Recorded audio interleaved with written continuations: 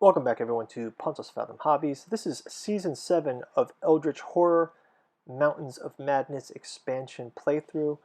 We're going to play, also, like as usual, playing with the Forgotten Endings and Final Mythos custom rules. And we'll be playing the great old one, Ithaqua, the Windwalker. So by request, our first request gameplay, so thanks out there for watching. And so we'll get the board set up, we'll get the investigators set up here, and then we'll do the intros to Ithaqua, the prelude cards. We'll read through the initial investigator cards and kind of get set up for turn one. So sometimes I put this in turn one, but this time I'm going to put it in the setup just to make it a little more interesting. So check it out. And we'll get the fast forward through this board setup, and we'll get right on to the descriptions. Thanks a lot. Okay, so we've got the initial board sort of set up. Let's go through the final stages of setting up Eldritch Horror Mountains of Madness. I went through the rules on this one, and I want to use the sideboard. So the way I'll do it I'll just bring the sideboard out like this when we get to the sideboard.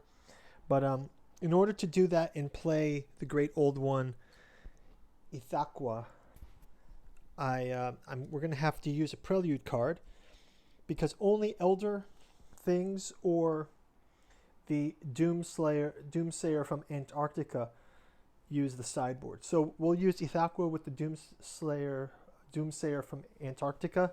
This way we get to use the sideboard, so that'll be fun. So we've got that on the side. We'll read that card kickoff of turn one. A couple things we have to do here is one, traveling to the sideboard through Antarctica. There is a special rule here about on your action phase, investigators can perform an acquire asset action, and they can spend 2 successes to move to Miskatonic Outpost. So at any time, you can take 2 successful actions and sort of just teleport there. So I think that's a cool rule that we can move in. Like I mentioned, Ithaqua is our great old ones. It says, the weather has grown cold, and the aurora borealis grows bright in the northern skies, visible even during the day. A strange madness has begun affecting those around the Arctic Circle.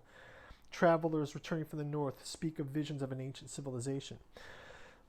So we've got Ithaqua the Windwalker. He represents Hyperborea in the north, but then we've also got an Antarctica one. So we've got this polarized adventure here. We've also set aside the Windigo and the Namfke and Ithaqua for the encounter later.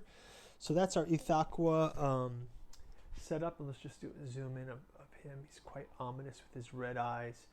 He is a great old one that came from the Brian Lumley, August Derleth space. So maybe we'll read a little bit from Lovecraft and Lumley's letters. We can read that, some flavoring text during some of the turns. Next thing to set up here is the Mythos Deck. So we'll do a quick setup of the Mythos Deck, and then we'll read through the characters. So we've got the green cards here. So to do stage 1, stage 2, and stage 3, we've got the legend here. So let's get the Mythos Deck set up. We'll get the reserve set up, and then we'll jump right into turn 1. We'll be pretty much set up for turn 1. We'll go through the characters.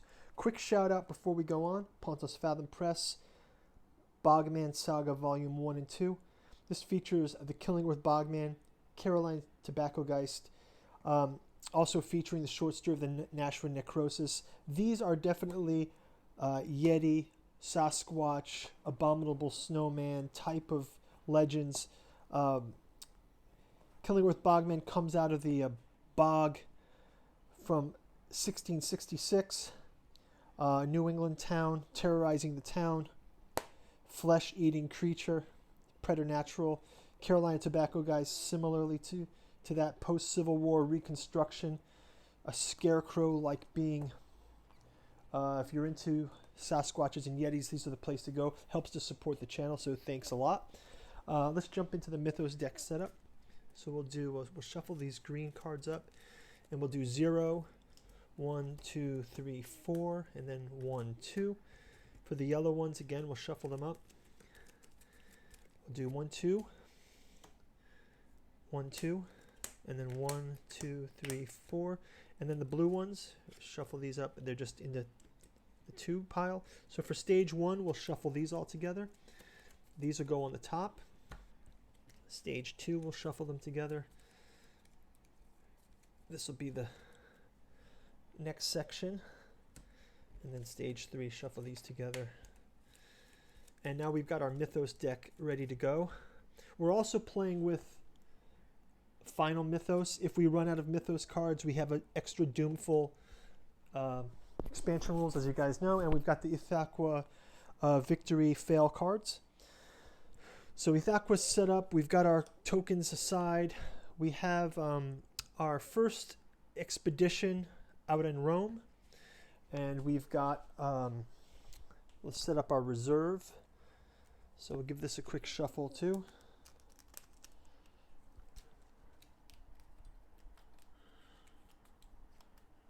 And we'll get these out. Map of the Ley Lines.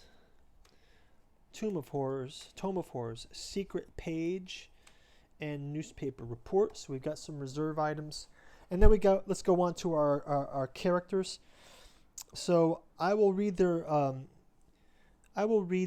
stories here in the setup, and then we'll go on to their personal quests in turn 1. So Ursula Downs starts out in the heart of Africa. She is the explorer. As a young girl, Ursula constantly climbed trees, scaled rock walls, and explored caves. When it came to her studies, she excelled in history and science. After getting a degree in archaeology in Boston, she began traveling the world searching for forgotten civilizations. She's an expert in both ancient and contemporary languages and capable of enduring the harsh environments she encounters during her explorations. Recently, Ursula has traveled to Africa to oversee the excavation of a lost city's ruins. So she starts with the mineralogy, a research asset, and she can improve one skill of her choice. And she's also got 6 and 6 health and life. Here's her mineralogy research. We'll read those a bit on turn 1. Next up, we got Ursula Downs, the explorer, in heart of Africa. In Arkham, we have the handyman, Wilson Richards.